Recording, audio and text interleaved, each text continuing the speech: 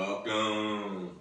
You're with the Nasty Pastor, and I'm back with another reading, another chapter reading from the book, the Holy Bible, from the first book that was inspired, the first book that was written, and it was written by who? Moses. What's the title of the book? Genesis. You got what I'm saying? The beginning. The beginning. You got what I'm saying? I'm gonna get back into what I started another reading some readings ago, and let's get into investing. You got what I'm saying? You know, if we're gonna put something first, let's put America first. You live here, you're a resident here.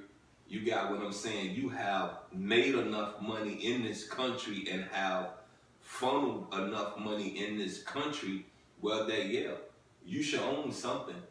You should own something. If not own something, you should have what I would call wealth is something that is reoccurring either every day, every week, every 2 weeks, or every month, or every quarterly cycle. You got what I'm saying? So I say this to you, you know, there is a level of wealth. You feel me? There's levels of wealth. So don't think that because you don't have a job, you're not wealthy. You are. You got what I'm saying? You are. You have a reoccurring financial income that comes, like I said, once a week, twice a week, once a month, or quarterly, sometimes maybe yearly. You feel what I'm saying? So look, start investing, because see, one day if you do this the right way, you got what I'm saying, you can retire early. You got what I'm saying? There's enough stocks out there. There's enough bonds out there. There is enough property out there for sale. You get me? For sale for you to own, to make some money off of. Now I get the fact that no, I don't want to deal with these houses. I don't want to deal with these apartment buildings. I don't want to deal with these duplexes, and I definitely don't want to deal with a woman house. I get you. I'm like that. You got what I'm saying? If I'm going to invest in something, I'm going to invest in something where that you living in my home does not affect my financial status. You feel what I'm saying? You eating at my restaurant, not eating at my restaurant does not affect my financial status. See, the thing about business is this right here. You're dependent on the public. You get me? So it's easy to come together and destroy your business. You got me? It shouldn't be that way. There should have been real laws put in place, which there are, but you have to catch the criminals in the act. You got what I'm saying? You have to catch the coup in the act. Coup, K-O-O. Not crew, C-R-E-W, the coup, which means the plan, the plot, the actions behind making your restaurant unfinancially fit, unstable to bring public in your restaurant, unsanitary. You got what I'm saying? Those are a lot of things that shuts your businesses down, especially food businesses, especially unsanitary. You got what I'm saying? There are employees that are hired to come into your business, your establishment, and kill it, destroy it. You feel me? So wake up, America, and understand there's something I said a long time ago. At this age, I'd rather work for a company. You got what I'm saying? Work and make some money than to sit back and depend on you coming into my business to pay my bills, to finance the lifestyle I want to live, or I'm living at that time. You got what I'm saying? Because this is where the wickedness in America is more than 50%. You understand what I'm saying? You get it. Now do you get it? The wickedness in America is heavy. It weighs more than the good. So if you're understanding what I'm saying, be cautious, be aware, and please research it all. Some things I get, keep to yourself. It ain't nobody's business. You understand me? Some things I get. Keep it to yourself. It's nobody's business. You feel me? Got me? And anyway, please go to my YouTube channel. Only Faith Ministries at the Nasty Path. You got what I'm saying? You know, it's some readings over there. It's some Genesis over there. There's some Revelations over there. There's the Fall of America over there, and there's definitely some extras for you over there. Anyways, let's get into this reading, and I believe where we stopped at was chapter 41, the end of chapter 41. So we're going to pick back up on chapter 42, and it's Joseph's brothers go to Egypt. And just so you notice, you know,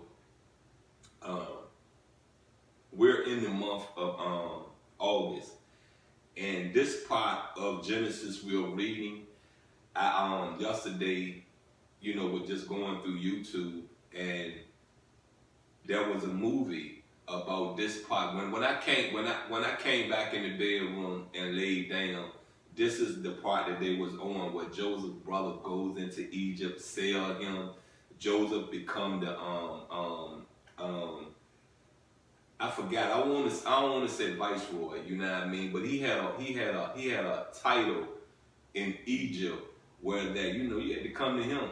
You had to come to him about a lot of stuff. You know, especially about food. You get what I'm saying? And see, Joseph was a person that could interpret dreams, so he was valuable to the kingdom, to the Pharaoh back in those days. He was very valuable. When Jacob saw that there was grain in Egypt, Jacob said to his sons, "Why do you look at one another?"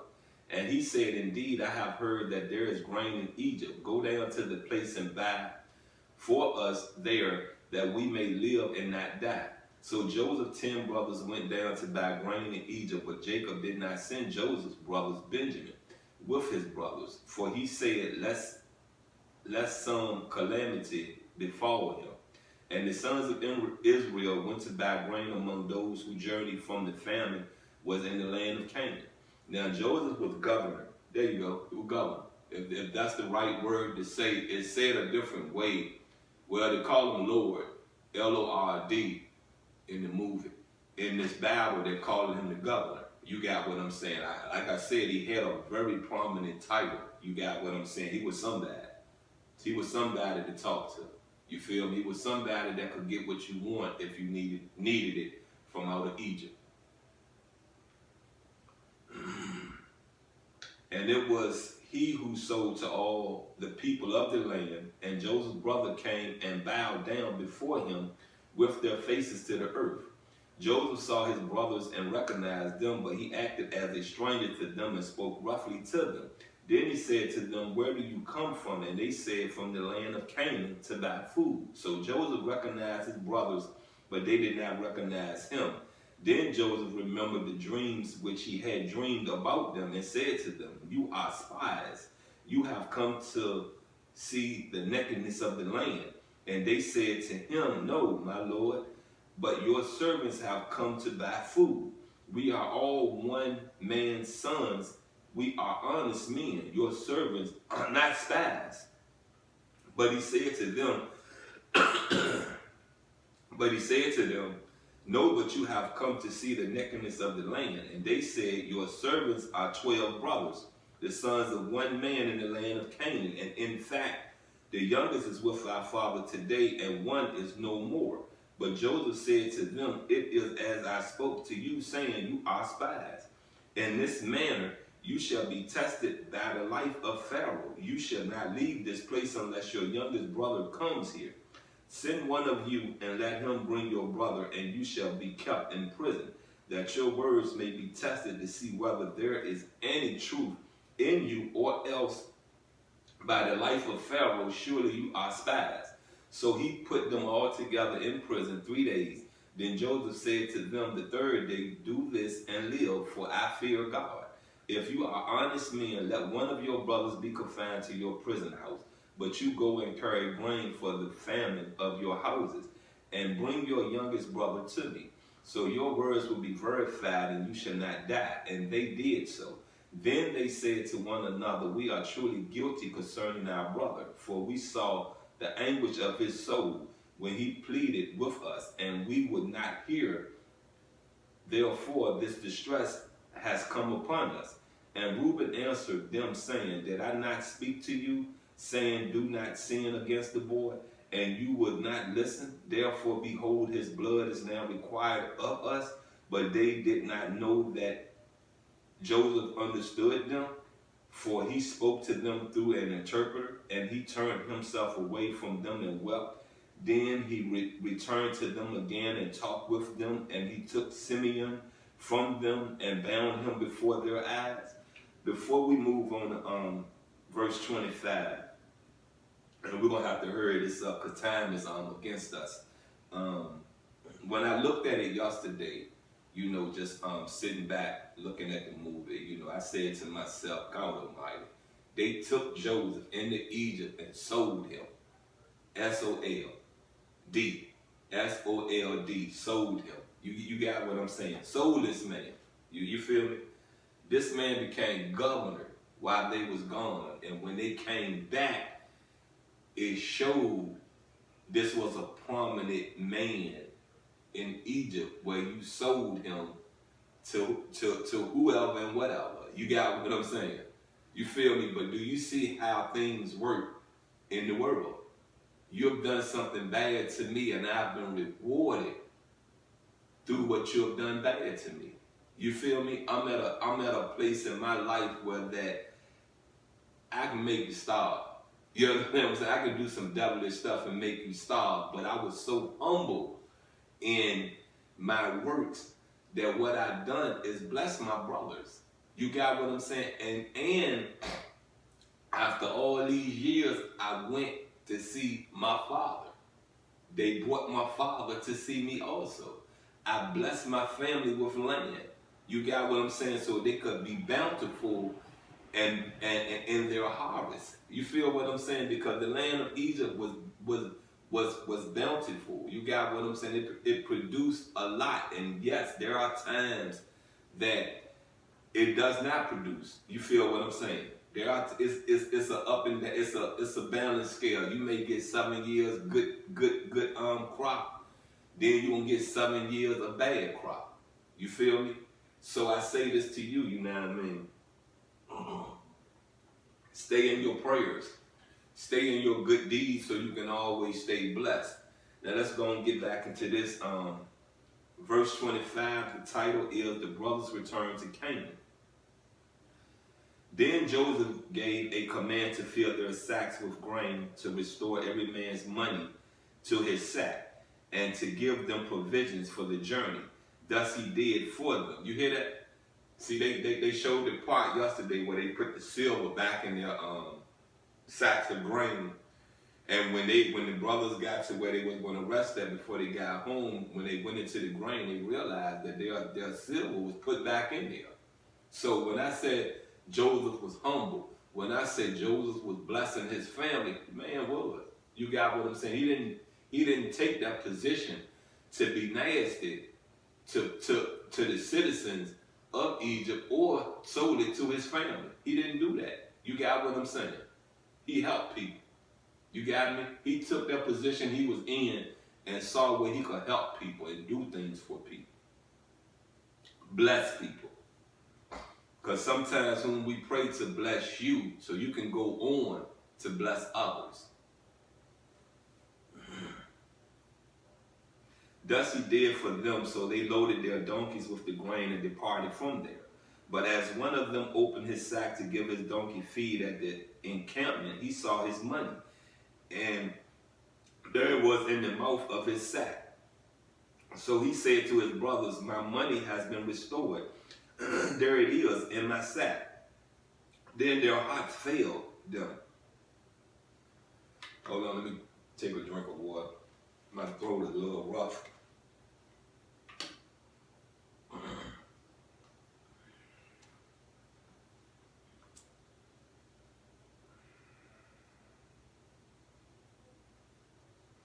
My money has been restored, and there it is in my sack. Then their hearts failed them, and they were afraid, saying to one another, what is this that God has done to us?